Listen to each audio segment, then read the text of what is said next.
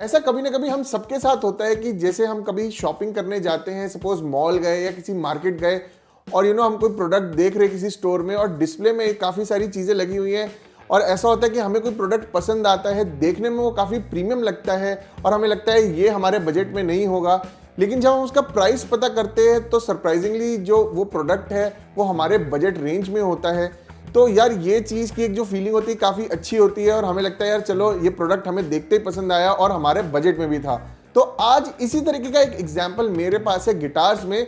तो यहाँ पे मेरे पास एक ऐसा गिटार है जिसको अगर आप कभी डिस्प्ले में देखोगे किसी स्टोर में तो आप धोखा खा जाओगे, आपको लगेगा यार काफ़ी एक्सपेंसिव गिटार है, लेकिन एक्चुअल में जब आप उसका प्राइस सुनोगे तो आप शॉक रह जाओगे कि भाई कम प्राइस में भी इतने प्रीमियम इलेक्ट्रिक गिटार्स आपको देखने को मिल सकते हैं।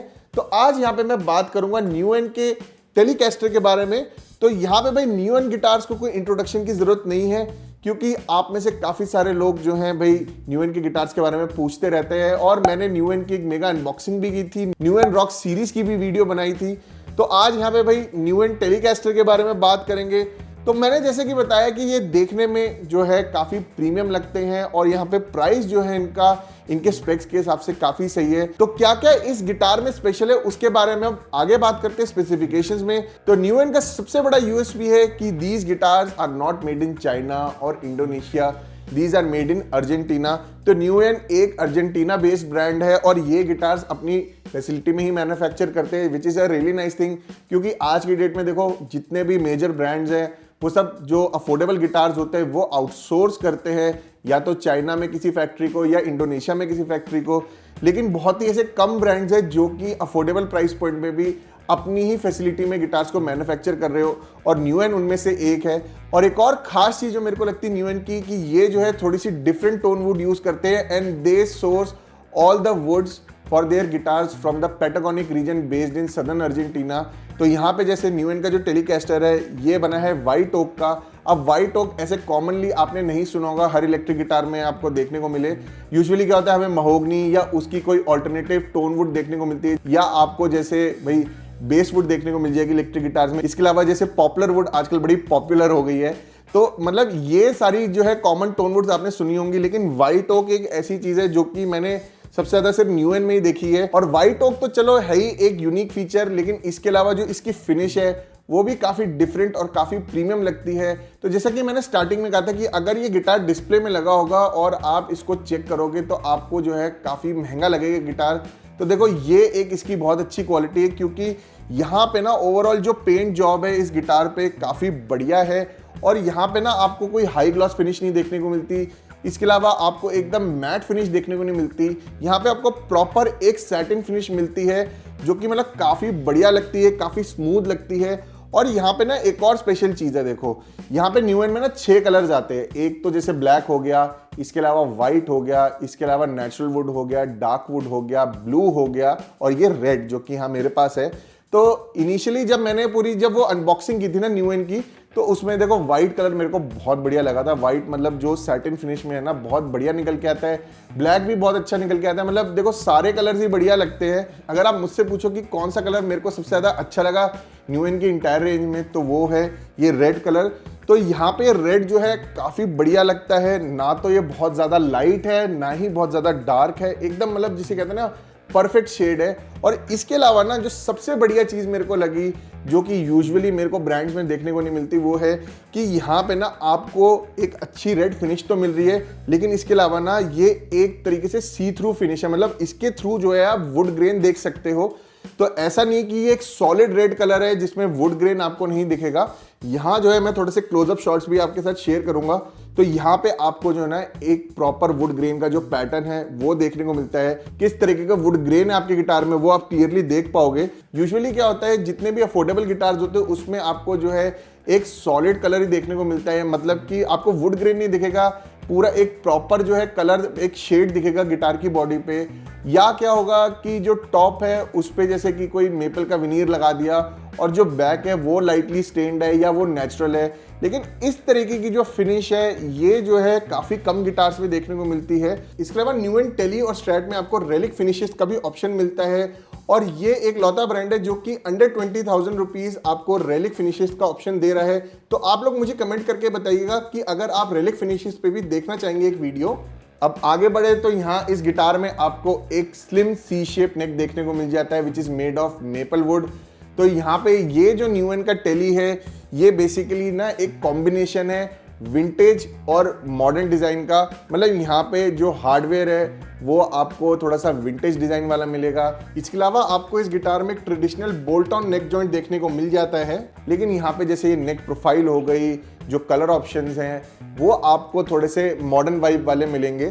तो ये भी एक बड़ी डिफरेंट सी चीज़ है कि भाई कुछ कुछ चीज़ें इन्होंने ना विंटेज रखी है और कुछ कुछ यहाँ पे जो डिज़ाइन फैक्टर्स है वो मॉडर्न है। तो यहाँ पे जैसे कि ये स्लिम सी शेप नेक है, दिस इज़ रियली गुड। अगर आप एक बिगनर हैं तो आपके लिए एक बहुत ही बढ़िया एक्सपीरियंस रहेगा प्लेइंग वाइज।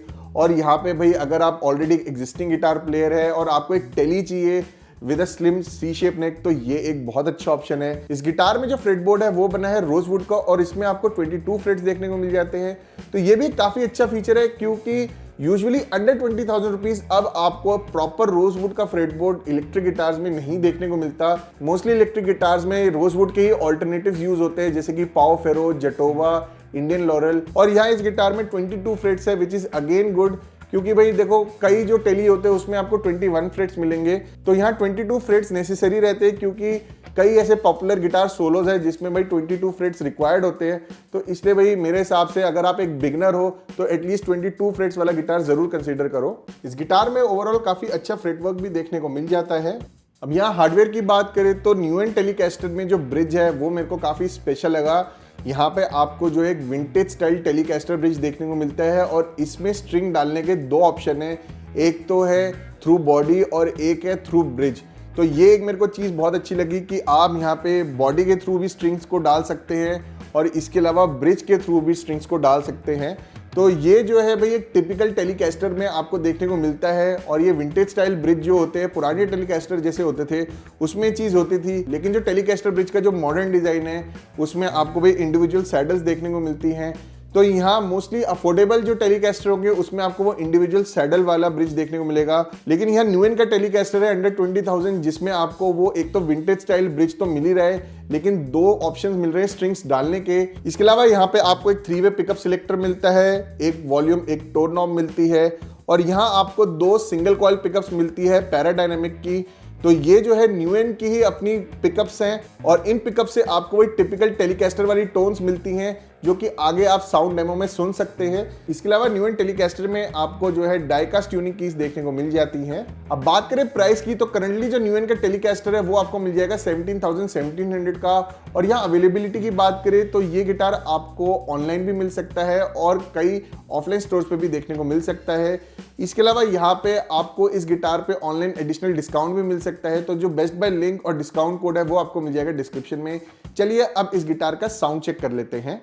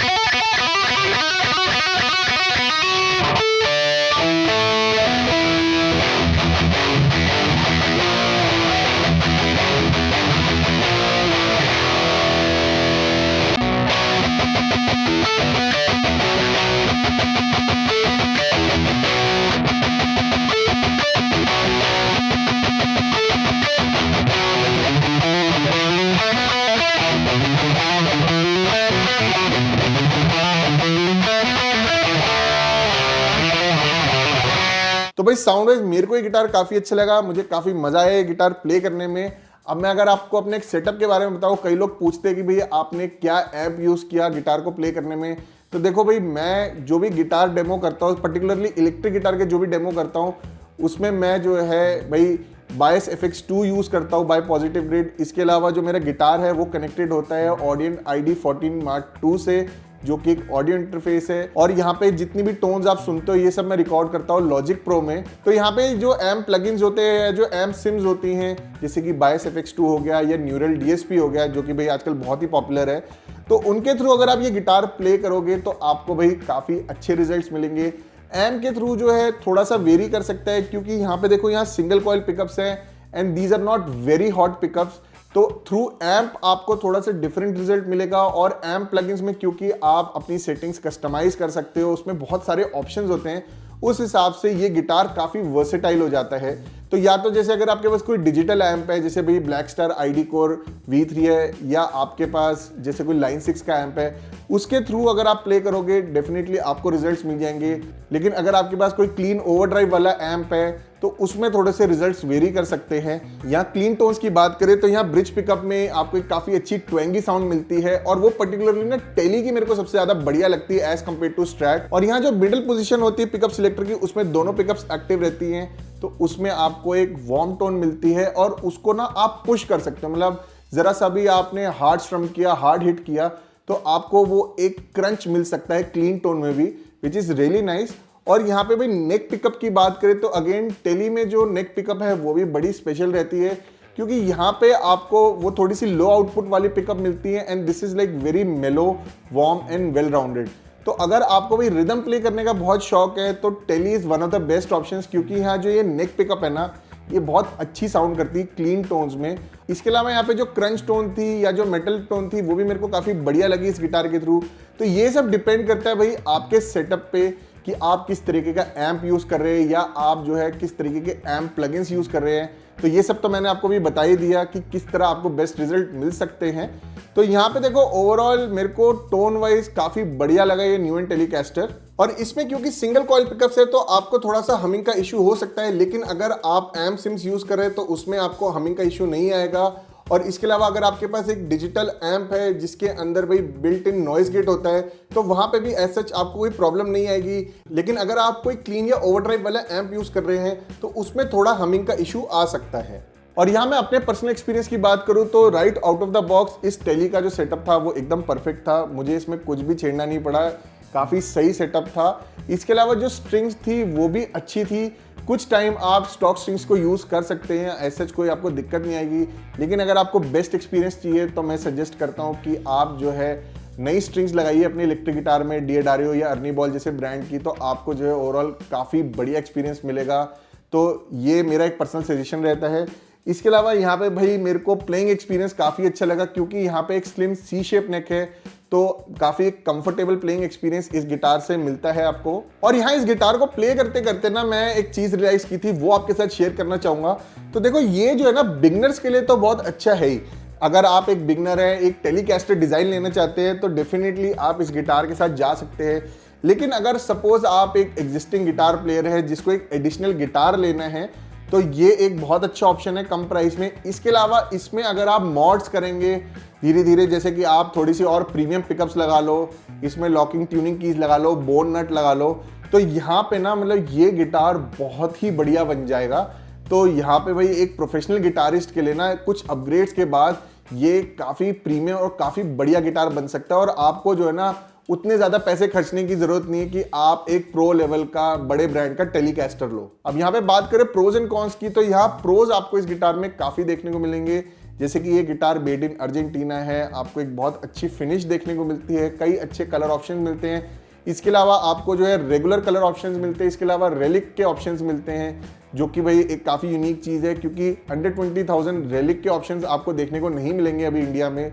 और यहाँ पे आपको एक स्लिम सी शेप नेक मिलता है। इसके अलावा आपको एक रोजवुड फ्रेटबोर्ड मिलता है, 22 फ्रेट्स मिलते हैं और जो पिकअप्स है वो भी काफ़ी अच्छी हैं, रिस्पॉन्सिव हैं। और यहाँ पे कॉन्स की बात करें तो ऐसे मुझे इस गिटार में कोई भी कॉन्स नहीं दिखे, which is a matter of concern. बस जो सेटअप है वो एक सब्जेक्टिव मैटर रहता है, जैसे कि मैंने बताया, और वो तो हर गिटार के लिए अप्लाई होता है। बाकी आप में से जो लोग न्यूएन का टेली, स्ट्रैट या कोई भी गिटार लेते हैं वो अपना एक्सपीरियंस जरूर शेयर करिएगा, इससे जो है अपनी गिटार कम्युनिटी को काफ़ी हेल्प मिलती है। तो यार under 20,000 rupees this is one of the best Telecasters जो कि आप बाय कर सकते हो अभी, और ये डेफिनेटली बहुत ही वैल्यू फॉर मनी है। तो ये गिटार आपको कैसा लगा मुझे कमेंट करके जरूर बताइए। अगर आज की वीडियो आपको यूजफुल लगी हो तो इसको लाइक करिए, शेयर करिए, और अगर आपने चैनल को अब तक नहीं सब्सक्राइब किया है तो जरूर कर दीजिए।